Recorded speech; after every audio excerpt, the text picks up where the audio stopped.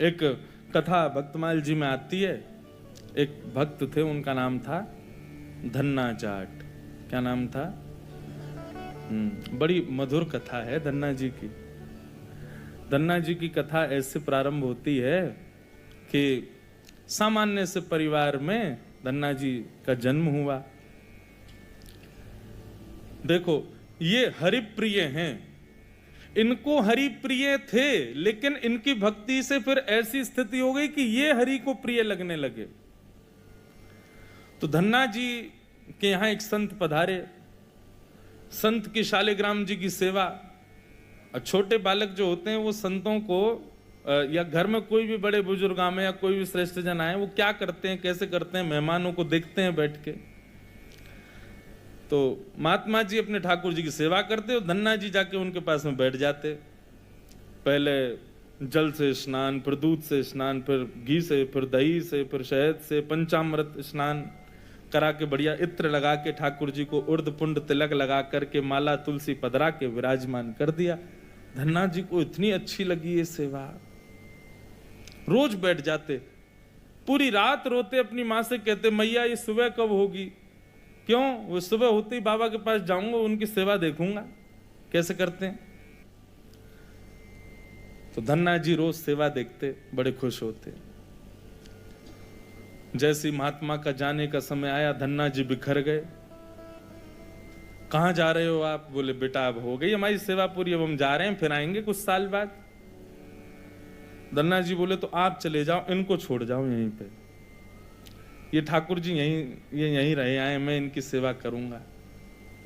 बाबा बोले अरे तुम छोटे बालक हो, तुमसे सेवा बनेगी नहीं बेटा, तुम जिद मत करो। धन्ना जी तो रोने लगे, बोले नहीं मैं सेवा करूंगा, मुझे तो ये चाहिए। जैसे कोई वस्तु के लिए बालक जिद करता है, ऐसे धन्ना जी ठाकुर जी के लिए जिद करने लगे। माता पिता परेशान, महात्मा अलग परेशान, क्या करें। और इतना रोवे कि महाराज पूरा घर अधर कर दिया, मोहल्ले वाले तक इकट्ठे हो गए। क्या हो गया? बोले धन्ना जी के महात्मा जी जा रहे हैं, उनके ठाकुर जी मांग रहा है धन्ना। अब किसी में ये हिम्मत भी नहीं कि महात्मा सिंह कहते हैं दे जाओ। और कोई वस्तु हो तो ये भी कह देते हैं लोग दे जाओ, चलो हम दूसरी दे देंगे। ठाकुर जी की बात है भैया, कोई अपनी सेवा कैसे दे सकता है। धन्ना जी इतने रोए, सिर पटक पटक के रोने लगे छोटे बालक। तो महात्मा बोले बड़ी विडंबना, ठाकुर जी रक्षा करो, क्या करें। इतने महात्मा बाहर गए और गोल गोल काले से दिखने वाला एक पत्थर उठा लाए, उसमें बढ़िया घी भी लगा करके और इत्र लगा के सुगंधित कर दिया, उर्द पुंड तिलक लगा दिया ठाकुर जी जैसा। और अपने ठाकुर जी तो नीचे एक छोटे सिंहासन पर विराजमान कर दिए और बड़े सिंहासन पर वो पत्थर लाके रख दिया और बढ़िया सजा के। धन्ना रो रहे थे, उठा के गोद में ला, देख देख देख तेरे ठाकुर जी आगे देख। धन्ना जी जैसी मंदिर में, धन्ना जी की दृष्टि तो उन्हीं के ठाकुर जी पे, जय चाहिए। महात्मा बोले लाला देख, ऊपर सिंहासन पर बड़े ठाकुर जी बैठे और नीचे छोटे ठाकुर जी बैठे। वो बड़े वाले जो हैं वो तो हैं राजा ठाकुर, और ये छोटे वाले जो नीचे बैठे हैं ना, ये सिपाही ठाकुर। अब बता, मुझे तो राजा ठाकुर ज्यादा बढ़िया लग रहा है, मैं तो उनको ले जाऊंगा, लेकिन फिर याद रहियो जब जब मैं आऊंगा तब तब मेरे ठाकुर जी ऊपर बैठेंगे और तेरे वाले नीचे बैठेंगे, क्योंकि तू सिपाही ठाकुर जी मांग रहा है और मेरे ठाकुर जी तो राजा ठाकुर हैं। अब बालक को उस भाव से समझाया तो धन्ना जाट नहीं, मैं तो राजा ठाकुर लूंगा, आप ले जाओ सिपाही को। सिपाही ठाकुर जी के रूप में उनके निज ठाकुर जी थे। बाबा बोले अब ठीक है। घर वालों ने भी प्रणाम किया, जय हो महाराज जी, बड़ी आपने बुद्धि युक्ति लगाई। सबको लगा कि कंटक छूट गया, लेकिन यहां तो अब भक्ति प्रारंभ हुई थी धन्ना जी की। देखो, ठाकुर जी की सेवा के लिए जो व्यवस्था की प्रतीक्षा करते हैं, ठाकुर जी की सेवा के लिए अनुकूल समय की प्रतीक्षा करते हैं, उन लोगों के लिए प्रमाण है ये कथा। बाकी सेवा तो बाद की बात है। ठाकुर जी भी असली नहीं थे, धन्ना जी के सामान्य पत्थर था और धन्ना जी उनकी सेवा करते। रात भर मैया से कहते मैया पूजा की सामग्री मंगाओ ना, मुझे ठाकुर जी की सेवा करनी है। मैया कहती सुबह मंगा दूंगी, सुबह पीछे पड़ जाते, शाम को मंगा दूंगी, शाम को पीछे पड़ जाते, सुबह मंगा दूंगी, रोज टाल देती। एक दिन धन्ना जी अनशन पे बैठ गए, नन्हे से, भोजन नहीं करें, दूध नहीं पीवे, पानी नहीं पीवे। अब तो ये कि रात में सोए भी नहीं, मैया से बस ये कहें पूजा की सामग्री मंगाओ, पूजा की सामग्री मंगाओ। मां ने सहज भाव से कह दिया तेरे ठाकुर जी और तू इनका सेवक, सामग्री मैं क्यों लाऊं, अपने आप कर व्यवस्था। धन्ना जी निकल पड़े। महाराज पुष्प लियाए तोड़ करके, तुलसी लियाए, बढ़िया सुंदर माला बना ली। नन्हे से बालक ने जैसी उनको जैसे खेल खेल में सेवा करते वैसी सेवा करते थे। ठाकुर जी को तिलक लगाना है, कहां से तिलक लावे, तो बाहर गए, एक ईंट फूटी पड़ी थी लाल लाल, उसी ईंट को लाए, पानी में घोल घोल के घिस घिस के उसी से तिलक बना दिया। ईंट को घिस करके उसका तिलक श्री ठाकुर जी को लगाया। ऐसी सेवा करने लगे, अपने संगी रखें, अपने संगी सुलामें, संगी मतलब खेल खेल की सेवा थी केवल। घर वालों को लगता था कि भैया दुनिया के लोग खिलौने से खेलते हैं, हमारा धन्ना जो है ये पत्थर को ही भगवान समझ के खिलौना इनसे ही खेल रहा है, बड़ा होगा तो बुद्धि आ जाएगी। परंतु किसी को क्या पता था कि भैया ऐसा भक्ति का बीज पिरो दिया है धन्ना जी के हृदय में। धन्ना जी भोग लगाते और भोग लगाने के बाद में पर्दा लगा करके वहीं बैठ जाते और बैठ करके प्रतीक्षा करते कि ठाकुर जी पा रहे होंगे। फिर धीरे से पर्दा हटा के देखते, अच्छा अभी पाई नहीं, ठीक है, फिर बैठ जाते, फिर प्रतीक्षा करते कब पाएंगे। खूब देर हो गई, नहीं पाई तो ठाकुर जी से बोले आप रोज भोजन अधूरा छोड़ देते हो। मैं भोजन अधूरा छोड़ देता हूं, मेरी मैया मुझे बहुत मारती है, लेकिन महात्मा जी मुझे ये बता के नहीं गए कि वो मैं आपके संग कर सकता हूं कि नहीं। मेरी मैया तो मुझे बहुत मारती है, लेकिन पता नहीं मैं कर सकता हूं कि नहीं। धन्ना जी के उस प्रिय भाव, भक्ति भाव पर ठाकुर जी रीझने लगे। एक दिन तो धन्ना जी हट करके बैठ गए, यदि आपने नहीं पाया तो मैं भी नहीं पाऊंगा। धन्ना जी ने थोड़ी देर देखा, थाली यथावत रखी है, नहीं पा रहे, तो ठाकुर जी की तरफ कमर करके लेट गए। तो ठीक है, तो आज मैं भी भूखा सोऊंगा। इतने में ही जैसे उंगली को कोई जोर से चाटे तो चट चट आवाज आती है ना, ऐसी चाटने की जोर जोर से आवाज आने लगी। धन्ना जी बोले ये चप चप खा कौन रहा है, और ये ऐसे चटकारे ले ले करके कौन उंगली चाट रहा है। जैसे ही पर्दा हटा करके देखा तो नील माधव भगवान बैठ करके धन्ना जाट की उस थाली में से प्रसाद पा रहे थे। दर्शन किए जब श्याम सुंदर के, मोहित हो गए। ऐसा नील वरण ठाकुर जी का कटाक्ष नेत्र, बढ़िया सुंदर घुंघराले केशों की गूंद बना करके उसमें मोर पंख लगा रखा है। जैसे धन्ना जाट छोटे वैसे ठाकुर जी भी छोटे से नन्हे से गोपाल जी आ गए। और जैसे मानो पूरे हाथ में सान लेते हैं ना सब्जी छोटे बालक, ऐसे ठाकुर जी ने माखन मिश्री और सारी सब्जी सान रखी है और खूब प्रेम से चाट चाट करके पा रहे हैं। धन्ना जाट बड़ा प्रसन्न हो गया, बोले आप तो बड़े प्यारे हो, आज आप प्रत्यक्ष मेरे सामने आ गए। ठाकुर जी धीरे धीरे अब धन्ना जाट के सखा बनने लगे। धन्ना थोड़ा बड़ा हुआ, गऊ चराने, बछड़ा बछिया चराने जाता तो अपने शालिग्राम, जो शालिग्राम थे ही नहीं, सामान्य पत्थर थे, उनको सजा धजा के बढ़िया अपनी जेब में धर के ले जाता। रास्ता भर उनसे बात करता, नीचे वृक्ष के नीचे बैठ करके ठाकुर जी, अब कोई नहीं है ठाकुर जी प्रकट हो जाओ, तो ठाकुर जी प्रकट हो जाते, धन्ना के साथ प्रेम से पाते। बंधुओं देखो इस कथा से क्या समझ में आ रहा है, धन्ना जी के भीतर ऐसा कौन सा गुण है जिस पर ठाकुर जी रीझ रहे हैं। दीनता। कल हमने एक सूत्र लिया था भक्ति में, अविचार। भगवत भक्ति में विचार नहीं करना है, जो करना है सो करना है। मन में बात आ गई तो बस ठाकुर जी को प्रस्तुत होनी चाहिए। पहला सूत्र। भक्ति का दूसरा सूत्र है दीनता। जितने सीधे, जितने दैन्य, जितनी दीनता में ठाकुर जी की भक्ति में रहोगे, ठाकुर जी उतने प्रसन्न रहेंगे। जितने चतुर बनने का प्रयास करोगे ठाकुर जी के सम्मुख, उतने ही ठाकुर जी दूर भागेंगे। जितना हो सके दीन रहो।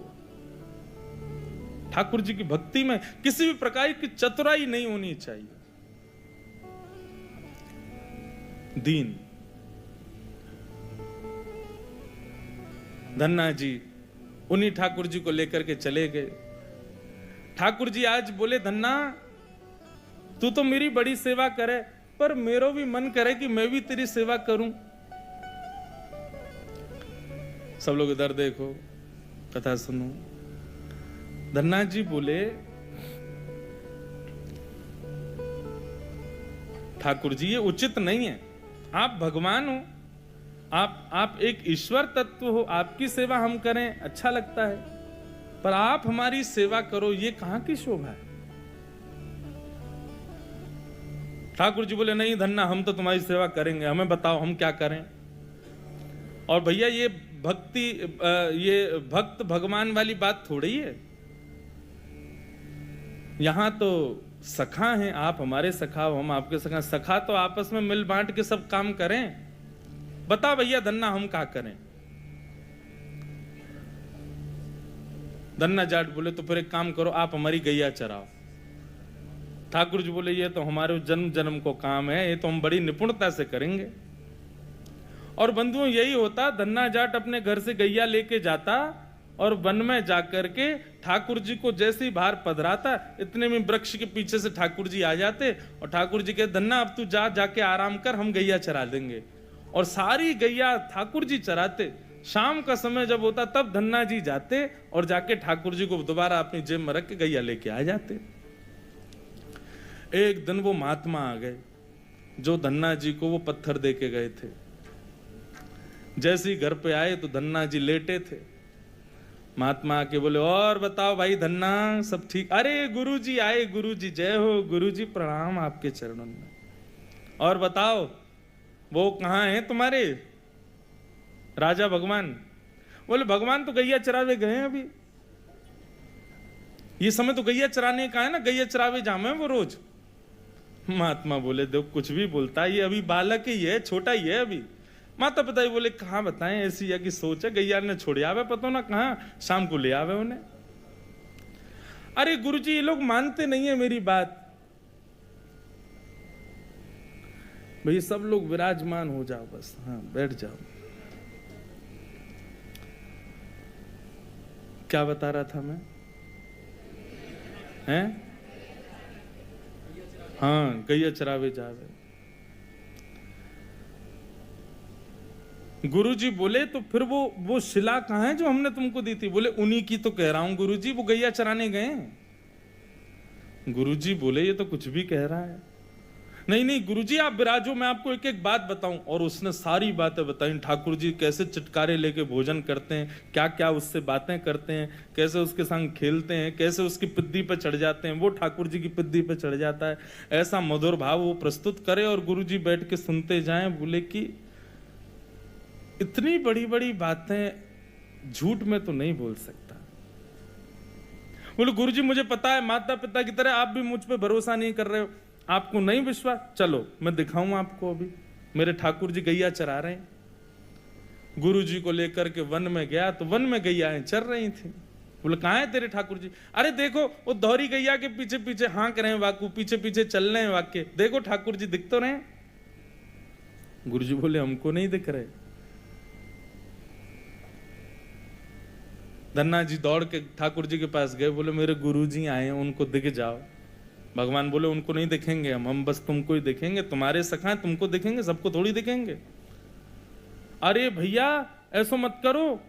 क्यों? बोले, आपको और मोको एक दूसरे से मिलवावे वाले तो गुरुजी हैं। गुरुजी यदि मुझको नहीं देके जाते आपको, तो आप मुझे कैसे मिलते? मेरे गुरुदेव हैं, इन्होंने ही तो मुझको दिया था आपको। ठाकुर जी रीझ गए, पुनः पुनः धन्ना को हृदय से लगाए। इसकी भक्ति, ऐसा भाव। इतने में ही नील माधव नीलमणि ठाकुर जी प्रकट हो गए। और जैसे ही प्रकट हुए, दूर खड़े गुरुदेव के एक एक रोम बिलखने लगा, रोने लगे और धन्ना के चरणों में प्रणाम किया। बोले हम सच्चे शालिग्राम से प्रकट नहीं कर पाए, तूने सामान्य पत्थर से प्रकट कर दिया ठाकुर जी को। हम अष्टयाम सेवा से प्रकट नहीं कर पाए और तूने सामान्य पत्थर घिस घिस के तिलक लगा के प्रकट कर दिया ठाकुर जी को। हम 56 भोग पधरा करके ठाकुर जी को प्रकट नहीं कर पाए, तू बेसर की रोटी खवा के ठाकुर जी को चटकारे दिलवाता है। हम यहां ठाकुर जी से प्रार्थना करते हैं, कभी त्रिभंग लली से सीधे लली भी बन जाओ, ने पूरे दिन यूं ही खड़े रहो, दर्द है जाते हो, हाथ में ने हाथ सीधे कर लो। तू ठाकुर जी से गैया चरवा रहा है अपनी। धन्य है धन्ना तेरी भक्ति को। बंधुओं, ठाकुर जी को ऐसे प्रिय भाव अच्छे लगते हैं। आप नियम कितने करते हो, आप साधना कितनी करते हो, आप जप कितने करते हो, आप व्रत कितने करते हो, ये विशेष बात नहीं है, पर 10 मिनट भी ठाकुर जी के सन्मुख बैठते हो, किस भाव से बैठते हो, वो भाव प्रिय है। ठाकुर जी भाव का सेवन करते हैं। इतनी कथाएं सुनने के बाद भी, वृंदावन जाने के बाद भी, ऐसे संकीर्तन करने के बाद भी, तिलक लगाने के बाद भी यदि भाव प्रकट नहीं हुए तो कैसी भक्ति हमारी। समय व्यर्थ मत करो फिर भक्ति के पथ पर आके। अनुभूति हो, ठाकुर जी के ऐसे भाव प्रकट हो, तब हमारी भक्ति श्रेष्ठ है, तब हमारा तिलक लगाना श्रेष्ठ, हमारा एकादशी व्रत रखना श्रेष्ठ, हमारा गुरु मंत्र का जाप करना श्रेष्ठ। केवल नियम तक सीमित मत रहिए कि बस हमको नियम पूर्ण करना है, अपना हो गया काम, बस माला जपी छोड़े चल दिए काम को। नहीं, एक बात कहें, भक्ति में थोड़े हठीले बनो, ठाकुर जी से थोड़े थोड़े हट करो। नाथ, इतनी आयु होती जा रही है, हम बड़े होते जा रहे हैं, कब मिलोगे आप? बस 24 घंटे यूं ही बैठे रहोगे? हमको इससे सुख नहीं है। हमारे लिए तो आपको कुछ लीला तो करनी पड़ेगी, कभी कभी करो हट। सब भक्तों ने हट किया। आजकल लोग भक्त हट ही कहां करते हैं ठाकुर जी से। हाँ, हट करते हैं, किस बात का हट कर रहे हैं? काय को व्रत कर रहे हैं, हाथ में कपूर लेके बैठे हैं, हमारे पति के काम नहीं चल रहे, उसका हट कर रहे हैं, बच्चे हमारी सुनते नहीं, उसका हट कर रहे हैं, घर में विपत्तियां आ गई, इसका हट कर रहे हैं। कभी श्याम सुंदर हमसे रीझ हैं, इस बात का हट नहीं करते। बहुत प्रिय भाव है।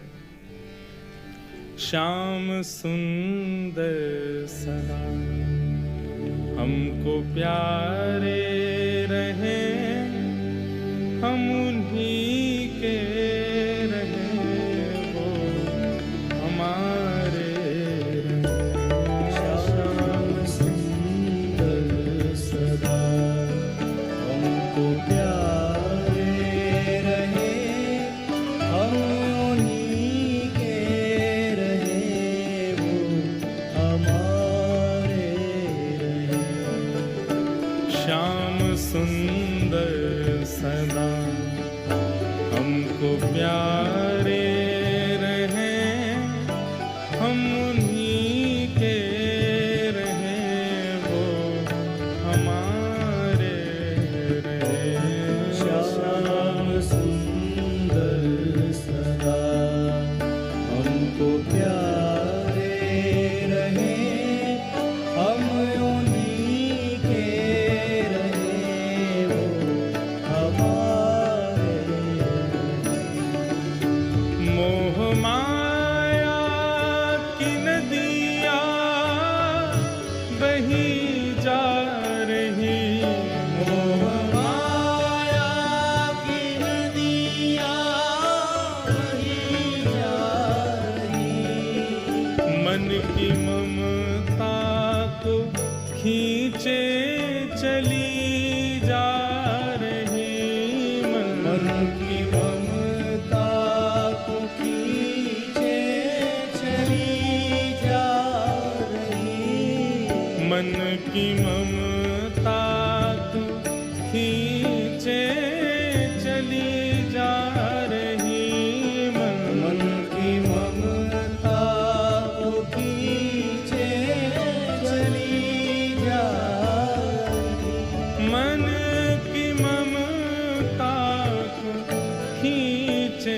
चली जा रही, हर की ममता को खींचे चली जा रही।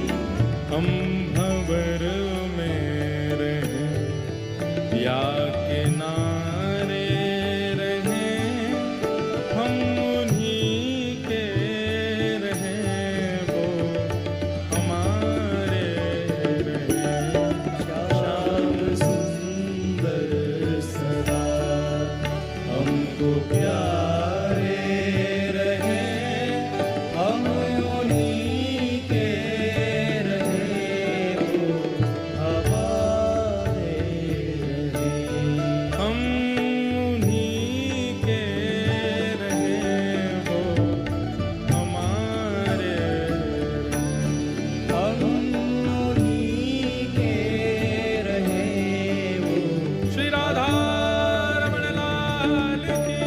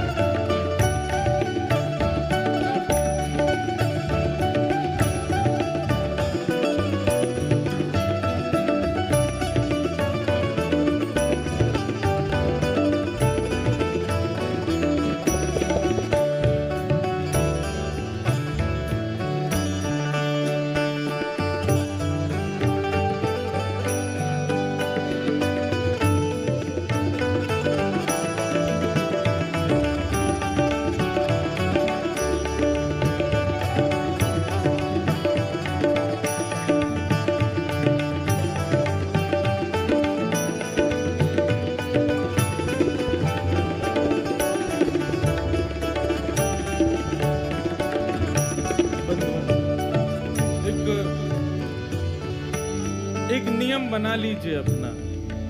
कोई और नियम आप करो ना करो आपके ऊपर है, पर हमारे हिसार आने की एक दक्षिणा हमको दे दीजिए। हमारी एक बात मान लीजिए, आज के बाद श्री राधा रमण जी से गैर संबंधी कोई भी वस्तु हो उसको स्वीकार मत करो।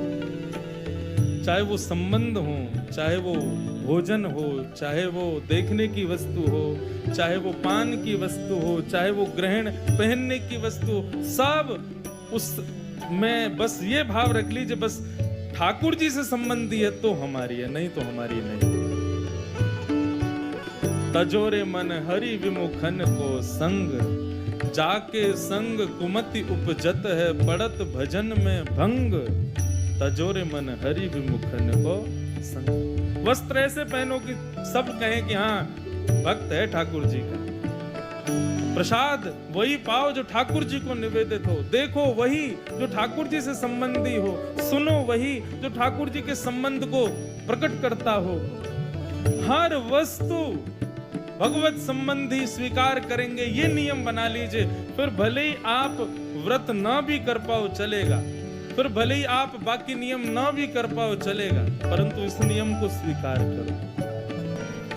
जिस डगर से मुरलिया की धुन आएगी, जिस डगर से मुरलिया की धुन आएगी, उस डगर पे उमरिया ये कट जाएगी।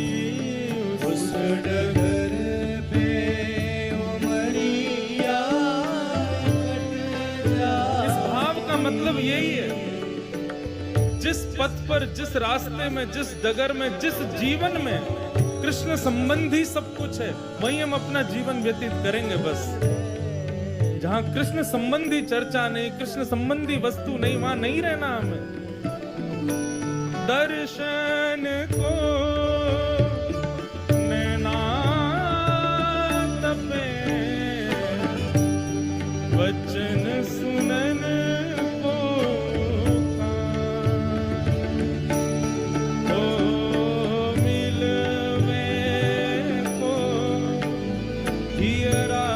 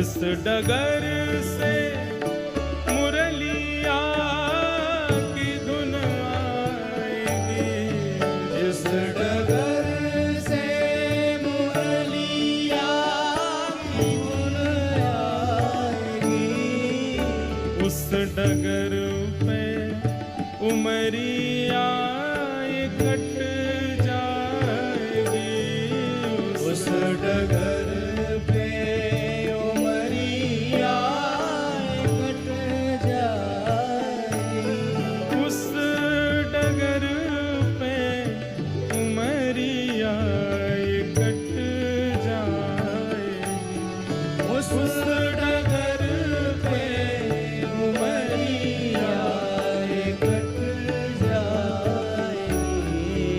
उनकी तस्वीर मन में बनाए रहे, हम उन्हीं के रहे, वो हमारे।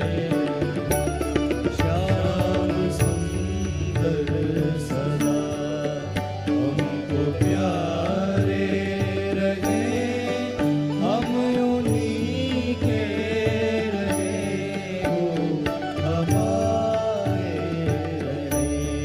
हम उन्हीं के रहे, वो हमारे। हम उन्हीं के रहे, वो हमारे रहे। हाँ, उन्हीं के रहे, वो हमारे। हम उन्हीं के रहे, वो हमारे। बस। हमें उनका प्रिय बनना है, वो तो सबके प्रिय हैं ही। वो तो राक्षस भी जब उनको देखते हैं तो उनको भी प्रिय लगने लगते हैं, पर हम उनके प्रिय बने। सूरदास को प्रिय ठाकुर जी लगते थे ऐसा नहीं कहते, संत जन कहते हैं सूरदास ठाकुर जी को प्रिय लगते थे। मीराबाई ठाकुर जी को प्रिय लगती थी, गोपियां ठाकुर जी को प्रिय लगती थी, गोपाल भट्ट गोस्वामी ठाकुर जी को प्रिय लगते थे, हितरवंश महाप्रभु ठाकुर जी के प्रिय थे। पर हमारे लिए क्या कहेंगे लोग, इनको ठाकुर जी अच्छे लगते हैं। हमारे लिए कोई क्यों नहीं कहता कि ये ठाकुर जी को प्रिय है। हमारे भजन की उपलब्धि इसी में कि हम ठाकुर जी के प्रिय बने। धन्ना के भक्ति भाव को संत ने प्रणाम किया, बोले कि हम तो भैया सच्चे शालिग्राम में से ना प्रकट कर पाए, तेने पत्थर में से प्रकट कर दिए।